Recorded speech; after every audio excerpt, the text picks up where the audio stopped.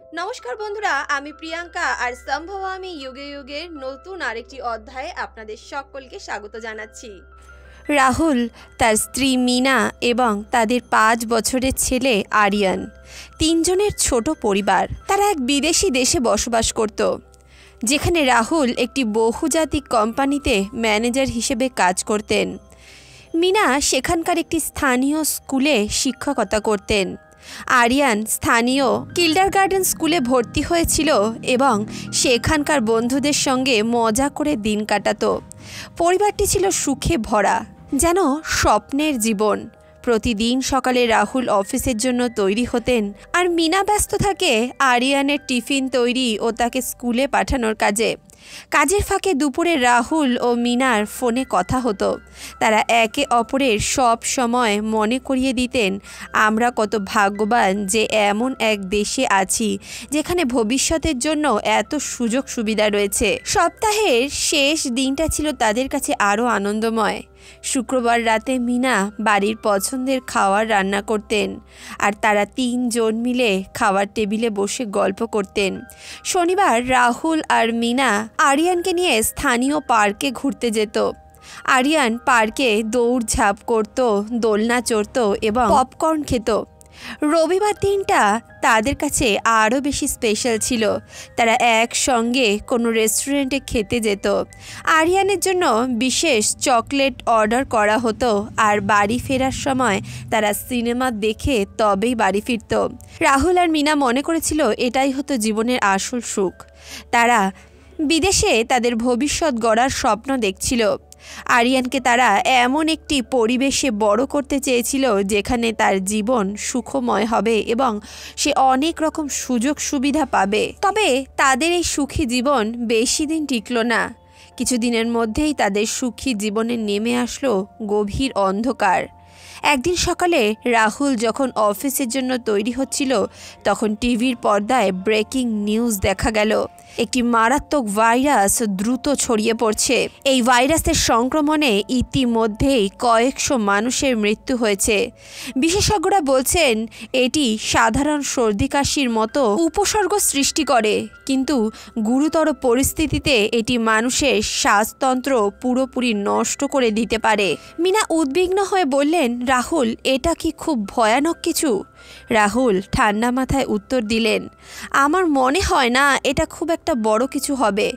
সরকার নিশ্চয়ই দ্রুত ব্যবস্থা নেবেন, আমরা সবাই ঠিকই থাকব। কিন্তু এই ভাইরাসের সংক্রমণ যত দ্রুত বাড়তে লাগলো, ততই রাহুল ও মিনা বুঝতে পারলেন এটি সাধারণ কোনো পরিস্থিতি নয়। শীঘ্রই তাদের শহরেও প্রথম কেস শনাক্ত হলো। তারপর একে একে বহু মানুষ এই রোগে আক্রান্ত হয়ে পড়ল। একদিন সকালে স্কুল থেকে ফোন এলো, মিসেস মিনা, সাময়িকভাবে আমাদের স্কুল বন্ধ ঘোষণা করা হচ্ছে। অনুগ্রহ করে আরিয়ানকে বাড়িতে নিয়ে নিন। আমরা অনলাইন ক্লাস শুরু করার পরিকল্পনা নিয়েছি। রাহুলের অফিস থেকেও নির্দেশ এলো, আপনারা সবাই বাড়ি থেকে কাজ করবেন, অফিসে আসার প্রয়োজন নেই। পরিবারটি বুঝতে পারল তাদের এই আনন্দময় জীবনে বড় ধরনের বিপর্যয় আসতে চলেছে। রাহুল বুঝতেন এই সংকট মোকাবিলা করার জন্য তাদের পরিকল্পিত এবং শৃঙ্খলাবদ্ধ হতে হবে। শহরটিতে ধীরে ধীরে ভাইরাসের আক্রমণ বাড়তে থাকলো। টেলিভিশন, রেডিও এবং সোশ্যাল মিডিয়া জুড়ে শুধু একটাই খবর শোনা যাচ্ছিল, মারণ ভাইরাস থেকে বাঁচার উপায় খুঁজে বের করতে হবে। শহরের বড় রাস্তাঘাট একদম ফাঁকা হয়ে গেছিল। দোকানপাট, স্কুল, অফিস সব বন্ধ। খুব প্রয়োজনীয়তা না থাকলে কেউই ঘর থেকে বাইরে বেরোচ্ছিল না। রাহুল প্রতিদিন খবরের কাগজ ও টিভির খবরে চোখ রাখতেন। তিনি দেখতেন আক্রান্তদের জন্য কোনো নিশ্চিত চিকিৎসা এখনও বের হয়নি। প্রতিদিন মৃত্যুর সংখ্যা বাড়ছিল। আরিয়ানের হাসি খুশি ছোট্ট মুখটি দেখে রাহুলের মনে অদ্ভুত এক ভয় জমাট বাঁধছিল। তিনি ভাবছিলেন, আমাদের পরিবারটি কি নিরাপদ থাকবে? মিনা বাড়িতেই আরিয়ানকে যত্ন নিতে ব্যস্ত হয়ে পড়লেন। তিনি বারবার তার ছেলেকে হাত ধোয়ান এবং মুখে হাত না দেওয়ার কথা বলেন। আরিয়ান ছোট হলেও মায়ের কথাগুলো মনোযোগ দিয়ে শুনত। সে প্রশ্ন করত, মা, এই ভাইরাস আমাদের বাড়িতে আসবে না তো? মিনা তার উদ্বিগ্ন মুখ লুকিয়ে মৃদু হেসে বলতো, না বাবা, আমরা সবাই খুব ভালো থাকবো, এই ভাইরাস আমাদের কিছুই করতে পারবে না। কয়েকদিন পর শহরে সরকার ঘোষণা করলো লকডাউন। কেউ ঘর থেকে বেরোতে পারবে না। খাবার, ওষুধ, প্রয়োজনীয় সব কিছু অনলাইনে অর্ডার করতে হবে তাদের। রাহুল ও মিনা একসঙ্গে বসে পরিবারটির দৈনন্দিন রুটিন ঠিক করলেন। রাহুলের কাজ ছিল বাইরে থেকে নিত্য প্রয়োজনীয় জিনিস আনানো। যদিও তিনি খুব সাবধানে মাস্ক, গ্লাভস পরে বের হচ্ছিলেন, তবুও মনের মধ্যে একটা ভয় ছিল, আমিও যদি আক্রান্ত হয়ে যাই। মিনা দিনের মধ্যে কয়েকবার ঘর পরিষ্কার করতেন। আরিয়ানের পড়াশোনা চালিয়ে যাওয়ার জন্য অনলাইনে স্কুল থেকে ক্লাস শুরু হয়ে গেল। এদিকে ভাইরাসের আক্রমণ এতটাই বেড়ে গেল যে হাসপাতালগুলোতেও আর জায়গা পাওয়া যাচ্ছিল না, সমস্ত বেড বুকিং হয়ে গেছিল। একদিকে টিভিতে খবর এলো এই ভাইরাসের প্রকোপ এতটা ভয়ঙ্কর যে যারা বয়স্ক বা যাদের শরীরে অন্য রোগ আছে তাদের মৃত্যুর ঝুঁকি অনেক বেশি। মিনা সঙ্গে সঙ্গে চিন্তায় পড়ে গেলেন, কারণ রাহুলের বয়স্ক মা বাবা গ্রামে থাকেন এবং সেখানে কোনো স্বাস্থ্যসেবা তেমনভাবে উপলব্ধও নয়। একদিন রাহুল ফোন পেলেন গ্রামের বাড়িতে তার বাবা খুব অসুস্থ। তিনি আর দেরি না করে তাদের কিছু ওষুধ পাঠানোর ব্যবস্থা করলেন, কিন্তু তার মনের ভেতরে এক অদ্ভুত অপরাধ বোধ কাজ করছিল। তিনি মনে করছিলেন, বাবা মাকে যদি এখন এখানে নিয়ে আসতে পারতাম তাহলে হয়তো তারা একটু সুস্থ থাকতে পারত। এক রাতে হঠাৎ টিভিতে ব্রেকিং নিউজ এলো, শহরের এক অঞ্চল পুরোপুরি সিল করে দেওয়া হয়েছে। সেখানকার বেশিরভাগ মানুষ এই ভাইরাসে আক্রান্ত হয়েছেন। রাহুলের অফিসের সহকর্মী এক বন্ধুও আক্রান্ত হয়েছেন এবং তার শারীরিক অবস্থা খুব খারাপ। রাহুল ও মিনা একে অপরের দিকে তাকালেন। তারা জানতো যে এই পরিস্থিতি খুব ভয়াবহ হতে চলেছে। তারপর যা হলো তা তাদের জীবনের মোড় ঘুরিয়ে দিল। একদিন সকালে রাহুল অফিস থেকে ফোন পেলেন। তার কোম্পানি জানিয়ে দিল অর্থনৈতিক সমস্যার কারণে অফিস সাময়িকভাবে বন্ধ করা হচ্ছে। হঠাৎ করে এইভাবে কোম্পানি বন্ধ হয়ে যাওয়াতে রাহুলের মাথায় যেন বজ্রাঘাত পড়ল, কারণ তার কাছে সংসার চালানোর মতো আর দ্বিতীয় কোনো বিকল্প ছিল না। তবে রাহুল হাল ছাড়েননি। মিনার সঙ্গে আলোচনা করে তিনি সিদ্ধান্ত নিলেন, যেভাবেই হোক আমাদের এই সময় পার করতেই হবে। আমরা একসঙ্গে থাকলে সমস্ত বাধা আমরা দূর করতে পারবো। দিনগুলি আরও কঠিন হয়ে উঠল। শহরে খাবার ও পানীয় জলের সংকট দেখা দিল। রাহুল যেখান থেকে প্রয়োজনীয় জিনিস আনতেন সেখানেও সরবরাহ কমে গেল। অনেক দোকান বন্ধ হয়ে গেছিল, আর যেগুলো খোলা ছিল সেগুলোতে লম্বা লাইন। বাজারে যাওয়া মানেই ছিল বিপদের মুখোমুখি হওয়া। একদিন রাতে আরিয়ান হঠাৎ প্রচণ্ড জ্বরে আক্রান্ত হয়ে পড়ল। আরিয়ানের সমস্ত শরীর প্রচণ্ড উত্তপ্ত হয়ে গেছিল। মিনা আর রাহুল ভয়ে কেঁপে উঠলেন। তারা ভাবতে লাগলেন, এ কি সেই ভয়ঙ্কর ভাইরাসের লক্ষণ? শহরের হাসপাতালগুলোতেও রোগীর ভিড় এত বেশি যে রাহুলের মাথায় হাত পড়ে গেল। ডাক্তার দেখানো মানেই তো সংক্রমণের ভয়। সারা রাত মিনা ছেলেকে সেবা শুশ্রূষা করল। ছেলের যে সমস্ত ওষুধ বাড়িতে ছিল সেগুলোই তাকে পথ্য হিসেবে দেওয়া শুরু হলো। পরিস্থিতি আরও জটিল হয়ে উঠল যখন রাহুলের বন্ধু অরূপ, যিনি তাদের বাড়িতে মাঝে মাঝে আসতেন, তিনি ওই মারণ ভাইরাসে আক্রান্ত হয়ে পড়েছিলেন। অরূপের অসুস্থতার খবর শুনে রাহুল আর মিনা বুঝতে পারলেন তাদের নিজেদের সুরক্ষার জন্য আরও বেশি সচেতন হতে হবে। রাহুল ভয়ে বাড়ির বাইরে যাওয়া পর্যন্ত বন্ধ করে দিল। খাওয়ার ও অন্যান্য জিনিসের সামগ্রী মজুদ ছিল না। আর্থিক সমস্যাও তীব্র হয়ে উঠল। রাহুলের সঞ্চয় দ্রুত ফুরিয়ে যেতে বসল। দুদিন পরে আরিয়ানের জ্বর কমতে শুরু করলো।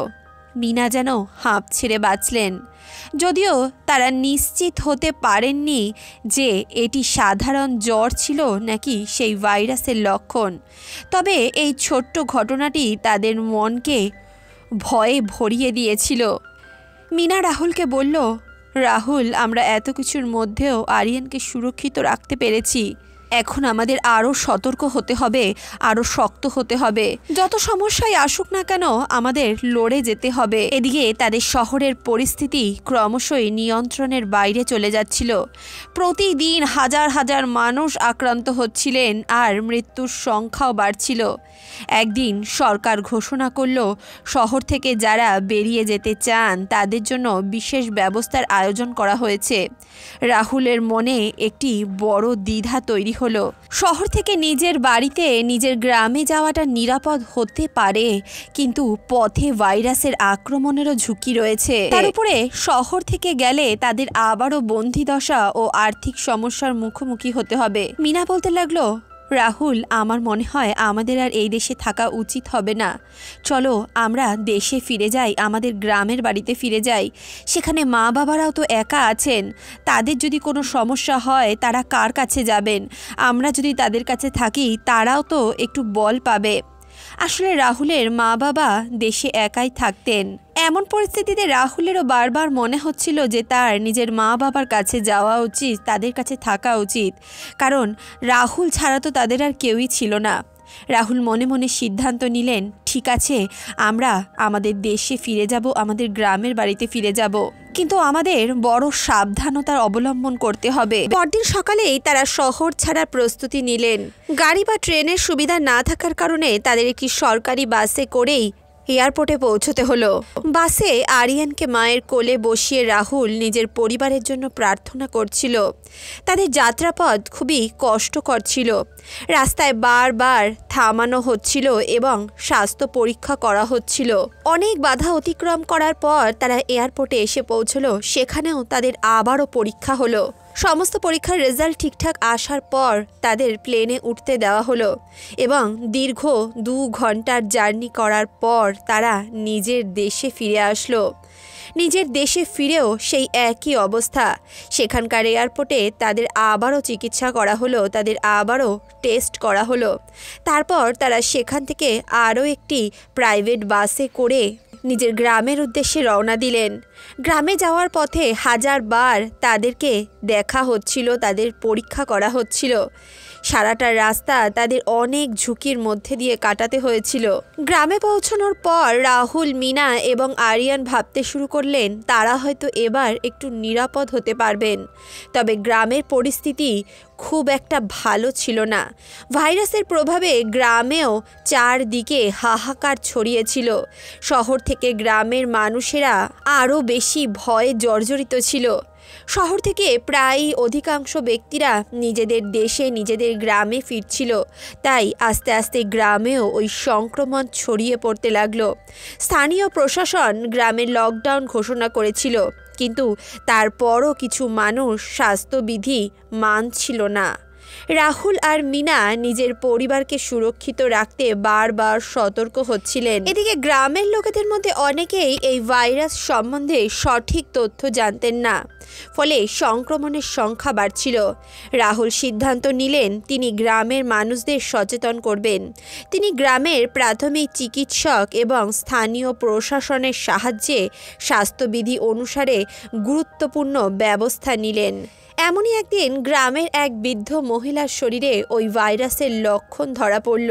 তাদের মধ্যে অনেকে এটা মনে করতেন এই ভাইরাস শুধুমাত্র সর্দি কাশি ছাড়া আর কিছুই নয়, কিন্তু রাহুল ও তার পরিবার এটা জানতো যে এই ভাইরাস কতটা ভয়ানক এবং কতটা মহামারীর রূপ ধারণ করেছে।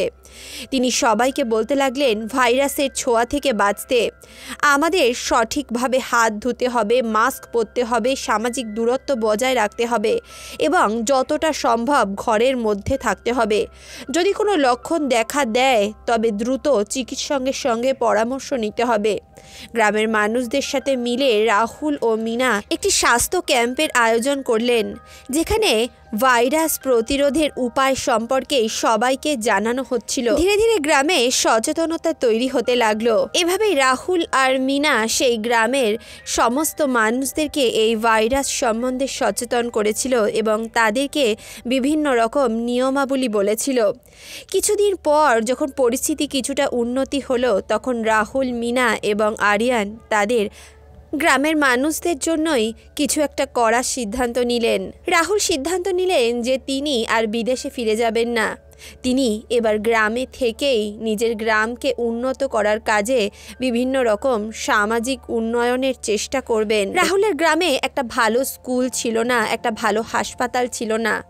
আস্তে আস্তে রাহুল গ্রামের উন্নতির পেছনে কাজ করতে শুরু করলো। গ্রামের লোকেরাও রাহুলকে খুব ভালোবাসতো এবং তারা সকলে মিলে রাহুলকে গ্রামের পঞ্চায়েত প্রধান করে দিল। রাহুল এখন তার গ্রামের জন্য কাজ করে, গ্রামের মানুষের উন্নতির জন্য কাজ করে।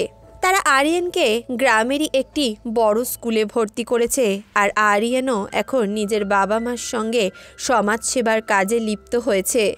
বন্ধুরা, ভাইরাস শুধু শারীরিক ক্ষতি করে না, এটি আমাদের মন এবং মনোভাবকেও পরিবর্তন করতে পারে। কিছুদিন আগেই আমরা এমন একটি মারণ ভাইরাসের প্রকোপ লক্ষ্য করেছি। সেই ভাইরাস আমাদের শিখিয়েছিল কিভাবে আমাদের স্বাস্থ্যবিধি মেনে চলতে হবে, কিভাবে আমাদের সচেতনতা সৃষ্টি করতে হবে এবং কিভাবে অন্যের পাশে দাঁড়াতে হবে। বন্ধুরা, কিছুদিন যাবৎ আরও একটি ভাইরাসের প্রকোপ খুবই বৃদ্ধি পাচ্ছে। তাই এই কাহিনীটির মাধ্যমে আমরা ভাইরাসের সম্বন্ধীয় বিভিন্ন রকম তথ্য আপনাদের সঙ্গে শেয়ার করছি। যে কোনো ভাইরাস থেকে বাঁচার উপায় হলো নিজেকে সুরক্ষিত রাখা এবং নিজেকে পরিষ্কার পরিচ্ছন্ন রাখা। যে কোনো কঠিন পরিস্থিতিতে মনোবল এবং সাহসী আমাদের জয়ী করতে পারে।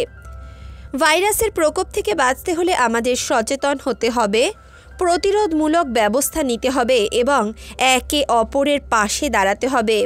এই মহামারী আমাদের শিখিয়েছে জীবন অস্থির, তবে একসঙ্গে থাকলে আমরা সমস্ত সংকটের মোকাবিলা করতে পারি। একবার আমাদের এই ধরনের একটা এক্সপিরিয়েন্স রয়েছে। আমরা জানি করোনা ভাইরাস যখন চারদিকে নিজের প্রভাব বিস্তার করেছিল, যখন মহামারীর রূপ নিয়েছিল, তখন আমাদের সঙ্গে কি হয়েছিল। তাই যে কোনো ভাইরাস থেকে মোকাবিলা করতে আমরা সচেতনতা অবলম্বন করব, নিজেকে পরিষ্কার পরিচ্ছন্ন রাখব এবং যে কোনো রকম সমস্যায় চিকিৎসকের পরামর্শ নেব। তাহলে বন্ধুরা, আজকের এই কাহিনী আপনাদের কেমন লাগলো? এই কাহিনী থেকে আপনারা কি শিখলেন এবং এই কাহিনী আপনাদের বিগত দিনের স্মৃতিগুলো মনে করিয়ে দিল কি না, আমাকে কমেন্ট বক্সে লিখে জানাতে ভুলবেন না। তাহলে বন্ধুরা, আজকের এই কাহিনী, আজকের এই প্রসঙ্গ আপনাদের কেমন লাগলো কমেন্ট বক্সে অবশ্যই লিখে জানাবেন। ভিডিওটি ভালো লাগলে অবশ্যই ভিডিওটিতে একটি লাইক করবেন, বন্ধু বান্ধব আত্মীয় পরিজনের সঙ্গে ভিডিওটি শেয়ার করবেন। এছাড়াও আপনারা যদি আমার চ্যানেলের নতুন দর্শক হয়ে থাকেন তাহলে অবশ্যই আমার চ্যানেলটিকে সাবস্ক্রাইব করে আমার মনোবলের বৃদ্ধি করুন। আপনারা যদি আমাকে ফেসবুকে ফলো করতে চান তাহলে আমি আমার ফেসবুক পেজের লিংক ডেসক্রিপশন বক্সে দিয়ে রেখেছি, আপনারা সেখান থেকে আমাকে ফলো করতে পারেন। বন্ধুরা, আরও একটা কথা আপনাদেরকে বলতে চাই, তা হলো এই যে কাহিনীগুলো, এই কাহিনীগুলো কিন্তু আপনাদের মনে কষ্ট দেওয়ার জন্য অথবা আপনাদেরকে কোনোভাবে ব্যথিত করার জন্য তৈরি করা হয় না। এই কাহিনীগুলি তৈরি করা হয় যাতে আপনারা একটি সঠিক শিক্ষা পেতে পারেন এবং ভবিষ্যতে আপনারা বিভিন্ন বিষয়ে সতর্ক থাকতে পারেন। দেখা হচ্ছে নেক্সট ভিডিওতে, ততক্ষণের জন্য সুস্থ থাকুন, ভালো থাকুন।